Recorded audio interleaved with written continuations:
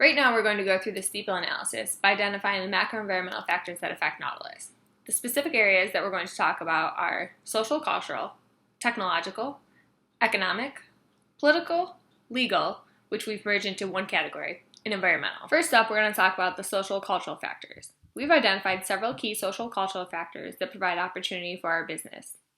These include a growing rate of obesity in the United States, increased global consumer awareness of the positive benefits of fitness, a worldwide media emphasis that is now placed on health and fitness, an aging population of the baby boomer generation that maintains a more active lifestyle and is more health conscious, high healthcare costs that are driving attention to preventative practices like exercise, and consumer demand for higher efficiency workout regimens in today's busy, fast-paced world. As the population becomes increasingly more conscious towards health and fitness, we recognize that there are opportunities. Now is our time to implement a strategic plan to capitalize on these societal trends. Next up, we're going to talk about the technological factors. Technology is really a double-edged sword for our industry as it presents both opportunities and threats. First, let's discuss the positive technological implications for the home fitness equipment industry. Currently, online spending is on the rise and there is a lot of sales revenue to be generated. This is quite favorable for a direct consumer company like Nautilus, and we recognize it as an opportunity. Also, advancement in mobile technology has been beneficial for our organization. Nautilus is an industry titan in its connectivity and app platform. It was one of the first fitness product companies to sync with Apple Health, and this is very groundbreaking from a tech standpoint. Nautilus' initial investment into innovation was admittedly slow to start, but recent growth indicates that research and development is a strong area of opportunity for us. Nautilus recognizes this and has started to invest more into innovation. In fact, over the past 2 years alone, R&D spending has almost doubled, and this investment trend is expected to continue to increase throughout this year as we develop new engineering capabilities in product development in our recently constructed Innovation Center. To elaborate more on this, we have identified specific opportunities for advancement. These include the new 3D trainer, tech bikes, and further improvement of mobile apps. As I stated before, technological factors also present some threat to the company. Recent technological advancement has opened the door for a growing number of substitutes that we didn't have to compete with 10 to 20 years ago. People can now stream workout videos online for free or use fitness apps to train on their own. This is a hazard to a traditional fitness company like Nautilus. In addition, our direct competitors continue to utilize technology to develop cutting-edge products. Rapidly evolving technology puts us at risk for obsolete equipment. Customers can't be expected to pay a premium price for a piece of equipment that will be outdated within several months or a year. We must produce products that uphold to technological advancement. Failure to do so could be detrimental to our business. Now let's talk about the economic factors.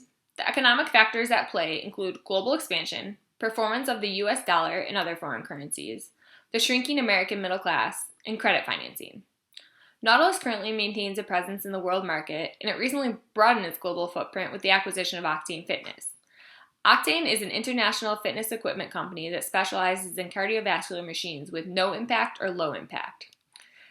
This acquisition promotes global expansion by increasing distribution channels, and it gives us potential to penetrate new markets. This is huge for us. Let's talk about the currency issue now.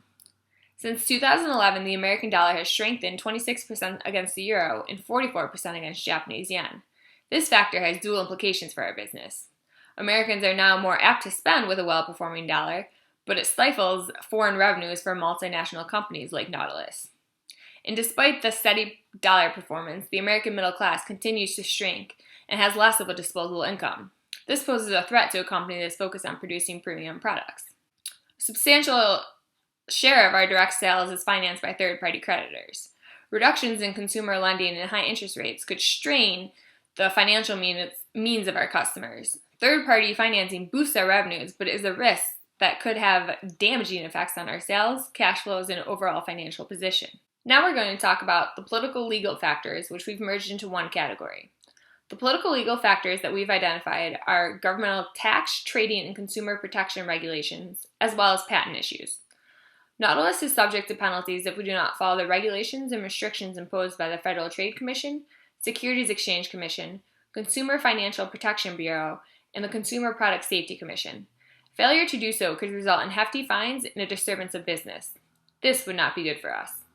Also, due to the nature of our industry, the the company is susceptible to becoming entangled in lawsuits with cases involving patent infringement and intellectual property. We could end up as either the plaintiff or defendant in these cases.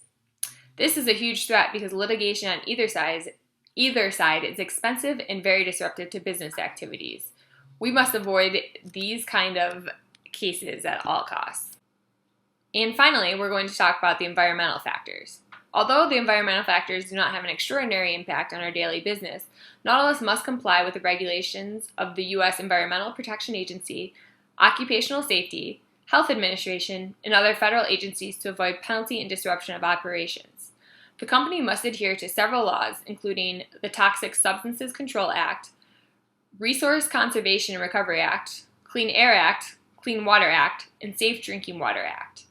Failure to do so would not be good for business, and we see this as a threat. So that's a rundown of our STEPLE analysis.